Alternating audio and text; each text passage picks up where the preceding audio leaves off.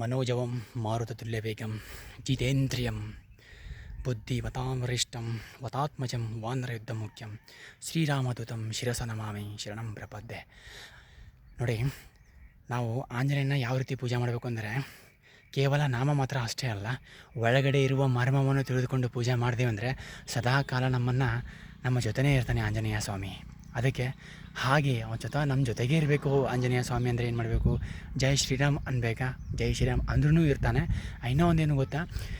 ಬುದ್ಧಿಮತಾವರಿಷ್ಟಂ ಜಿತೇಂದ್ರಿಯಂ ಅಂದರೆ ಇಂದ್ರಿಯಗಳ ಮೇಲೆ ನಾವು ಹತೋಟಿ ಪಡ್ಕೊಳ್ಬೇಕು ಇತ್ತು ಅಂದರೆ, ಇಂದ್ರಿಯಗಳ ಮೇಲೆ ಅಂದರೆ ಪಂಚೇಂದ್ರಿಯಗಳು, ಕರ್ಮೇಂದ್ರಿಯಗಳು, ಈ ದಶೇಂದ್ರಿಯಗಳ ಮೇಲೆ ಸಂಪೂರ್ಣವಾಗಿ ನಾವು ಕಂಟ್ರೋಲ್ ತಗೋಬೇಕು ಅಂತಂತಂದರೆ, ವಾತ್ ಅಂದರೆ ವಾಯುಪುತ್ರ ಅಂತ ಕರಿತೀವಿ ನಾವು.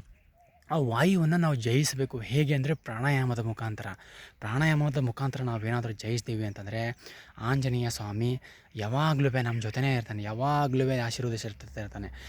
ಬಲಿಷ್ಠತೆ, ದೇಹದ ಬಲಿಷ್ಠತೆ, ಬುದ್ಧಿಯ ತೀಕ್ಷ್ಣತೆ, ಇವೆಲ್ಲವನ್ನು ನಾವು ಈ ವಾಯುವಿನಿಂದ ನಾವು ಪಡ್ಕೊಳ್ಬೋದು. ಅದಕ್ಕೆ ನಾವೇನು ಮಾಡಬೇಕು, ಏನೋ ಒಂದು ಹೇಳ್ತೀವಿ ಅಂದರೆ, ನಾವು ಹನುಮಾನ್ ಚಾಲಿಸದಲ್ಲಿ ಭಾಳ ಅದ್ಭುತವಾದ ವೈಜ್ಞಾನಿಕತೆ ಇದೆ. ಆ ವೈಜ್ಞಾನಿಕತೆ ಜೊತೆ ಹೋಗಲು ನಾವು ಬರೀ ಬಾಹ್ಯಾಟ್ ಮಾಡೋಕ್ಕೆ ಹೋಗ್ತಾ ಇರ್ತೀವಿ. ಬೇಡ, ನಾವು ಬಾಹ್ಯಾಟ್ ಮಾಡೋದು ಬೇಡ.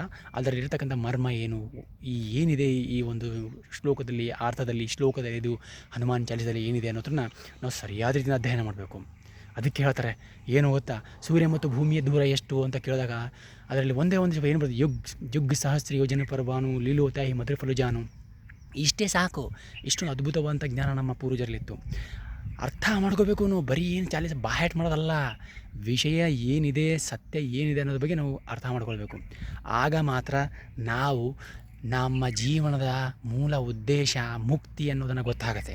ಇಲ್ಲ ಅಂದರೆ ಸುಮ್ಮನೆ ಅದೇ ಥರ ಪ್ರಾಣಿಗಳು ಹುಡ್ತಾವೆ, ಪ್ರಾಣಿಗಳು ಬದುಕ್ತಾವೆ, ಪ್ರಾಣಿಗಳು ಮಕ್ಕಳು ಮಾಡ್ತಾವೆ, ಅವು ಹಾಗೆ ಮಾಡ್ತಾವೆ, ಮನುಷ್ಯ ಕೂಡ ಹಾಗೆ ಸಾಯ್ತಾ ಇದ್ದಾನೆ. ಹಾಗೆ ಬೇಡ. ಆಂಜನೇಯ ಸ್ವಾಮಿ ನಾವು ಈಗ ಕಲಿಯುಗದಲ್ಲಿರ್ತಕ್ಕಂಥ ಆಂಜನೇಯ ಸ್ವಾಮಿ ಯಾವಾಗಲೂ ಇರ್ತಾನೆ. ಅವನ ಆಶೀರ್ವಾದನ ಪಡ್ಕೊಳ್ಬೇಕಿತ್ತು ಅಂತಂದರೆ ನಾವು ಏಕಾಗ್ರತೆ, ನಿರ್ಮಲ ಚಿತ್ತ, ಸಚ್ಚಿತ್ ಆನಂದತೆಯಿಂದ ನಾವು ಕೂಡಿದಾಗ ಮಾತ್ರ ನಮಗೆ ಆಂಜನೇಯನ ಆಶೀರ್ವಾದ, ಅವನ ಆಶೀರ್ವಾದ ನಮಗೆ ದೊರಕುತ್ತೆ. ಇಲ್ಲಾಂದ್ರೆ ಅಲ್ಲಿವರೆಗೂ ನೀವು ಎಷ್ಟು ಏನು ಮಾಡಿದ್ರೂ ನಿಮಗೆ ದೊರಕಕ್ಕೆ ಸಾಧ್ಯ ಇಲ್ಲ. ಅದಕ್ಕೆ ನಾವು ಮೂಲತಃ ಏನು ಮಾಡಬೇಕು ಅನ್ನೋದನ್ನು ನಾವು ಅರ್ಥ ಮಾಡ್ಕೋಬೇಕು. ಆಗ ನಮಗೆ ಆಂಜನೇಯ ಸ್ವಾಮಿಯ ಆಶೀರ್ವಾದಕ್ಕೆ ಪಾತ್ರರಾಗ್ತೀವಿ ಅಂತ ಹೇಳ್ತಾ, ಎಲ್ಲರೂ ಯೋಗ ಮತ್ತು ಆಯುರ್ವೇದ ಬನ್ನಿ. ನಿಮ್ಮ ಆರೋಗ್ಯ ನಮ್ಮ ಮತ್ತು ನಿಮ್ಮ ಕಾಳಜಿ ಅಂತ ಹೇಳ್ತಾ ಎಲ್ರಿಗೂ ನಮಸ್ಕಾರ.